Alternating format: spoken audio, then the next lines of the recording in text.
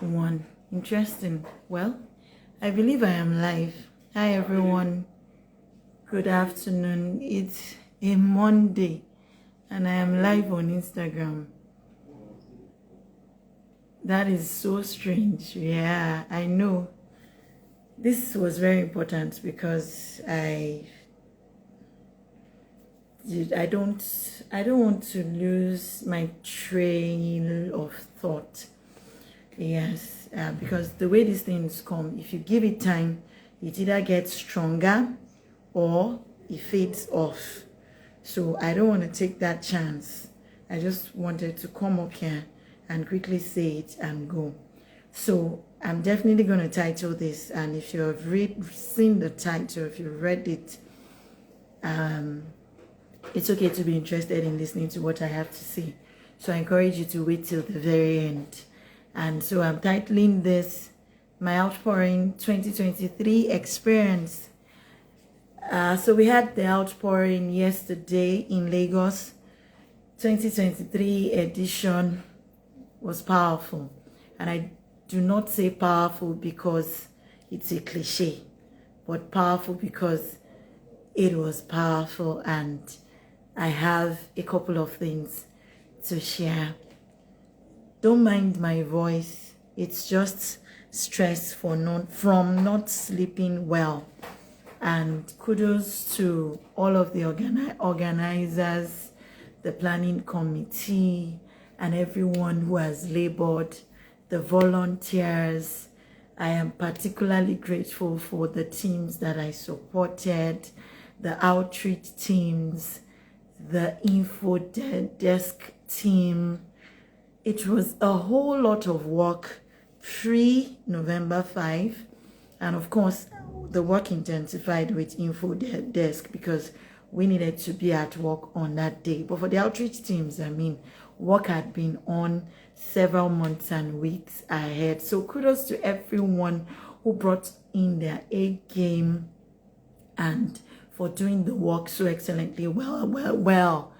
I was thinking in the bathroom, I think yesterday morning, about how God really just blessed me by bringing people who were willing and all.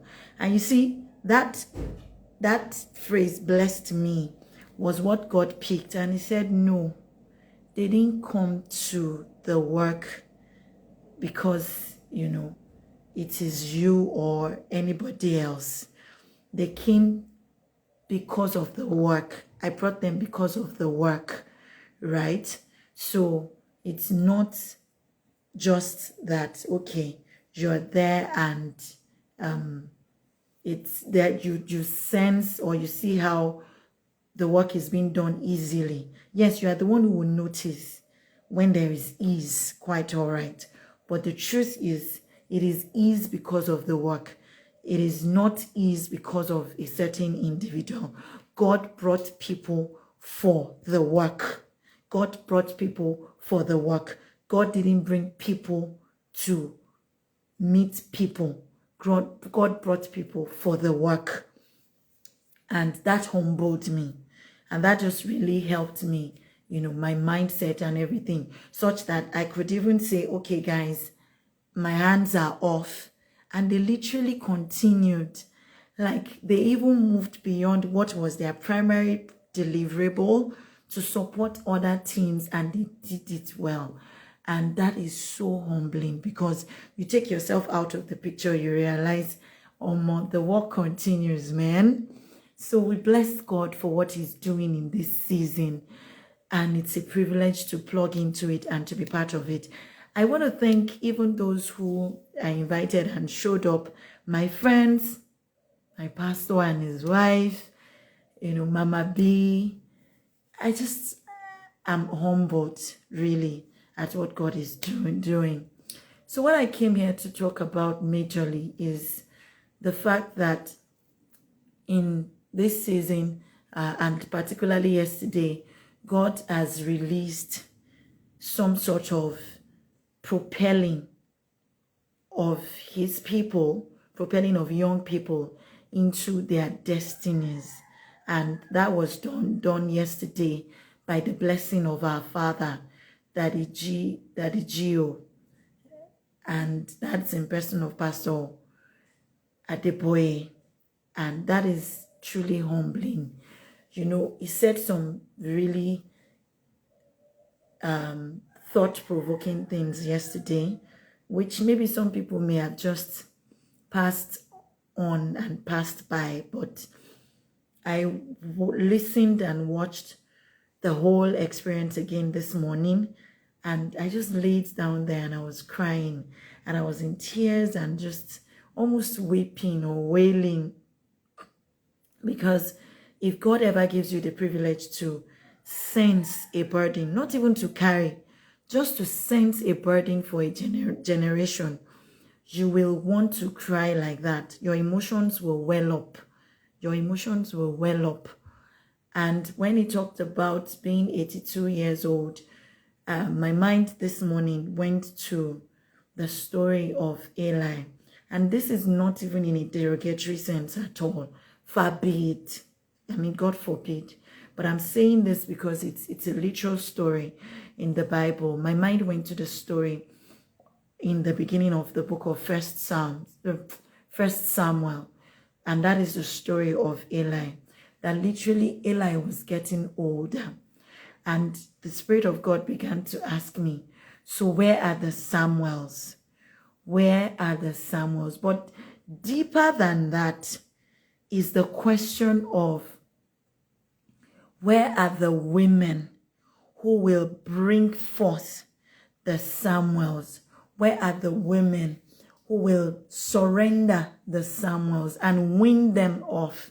Where are the women who will train the Samuels for what is ahead of them and for the places that they are going to be standing on? Where are the women who are going to prune the Samuels and lead them in the path of consecration, who will tell them, these are the things you are meant to do, and these are the things you're meant to desist from. These are the kinds of people who do not glorify God, even though they still live in the temple. But you are on a mission, and you are on an assignment, and you are an emissary, because God is going to use you as a conduit to release his revival fire. So for me, it's not just about seeking out the Samuels, but also calling for the women who will identify the Samuels and launch them out and propel them into their destinies. So I think that was it for me this morning. And I'm very excited because, again, some few days leading to the outpouring, I was in prayer with a friend of mine. We're just waiting on God and deliberately praying and preparing. And while we were praying, you know, she got that thing just as I had gotten it too. It's the message, or the knowing, right, that God in this season is preparing us and equipping us to be able to build systems and structures that will uphold the new generation, that will uphold, strengthen, and sustain the new generation, because the world is about to get darker and really, really, really dark. Like, the noise from hell is going to be so loud, not just because the enemy became stronger, no, but because the time of the coming of our Lord Jesus is at hand. So the enemy is going to launch out his strongest arsenals, but it is the children who we will birth in this season that will remain in that time. And what is the structure? What are the silos we are building that will be able to sustain those children? You know, in one of our prayer sessions in the outpouring, before the D-Day, I was privileged to lead for 30 minutes. And while we're rounding up, I called the people to sing the song, we stand in the gap for our generation. We raise a sound of adoration to say, we will not worship any other God. And so after that, a couple of weeks later, the convener announced that that same song was the theme song for this year, because he senses that this particular outpouring is a generational one. And that was just a confirmation, because God is so much interested in how we are building, what we are building, how strong it will be. Will it stand the test of time, so that it will be able to sustain the generations that are coming, the children that will be born this year? And those were the same things this my sister said on the phone call with me while we were praying. So guess what? As soon as we finished yesterday, I just saw this baby on the grounds. I don't even know what moved me, right? And I carried this baby. I hugged him. I put him on my neck, on my shoulder. And to my surprise, the baby just started calling out his dad, because his dad was on stage. I was saying, daddy, daddy, daddy, daddy. And it was after I had played with the baby and dropped him off that I realized, okay, that baby could actually be like your point of contact, really, really, and a confirmation to what God was already saying, that we are being equipped in this season to build systems and silos that will stand the test of time, that will stand and will last. We're going to be builders, and we will build to last. And so, well, congratulations to the outpouring again. Congratulations to Lagos State. I am super excited, and I think I'm just so privileged to be part of the work. And what's next? I'm wondering too. I'm asking myself, what's next? Where are we going to next? Where is that continent? Where are the people who are ready for the revival? One place I am definitely looking forward to is the United Kingdom.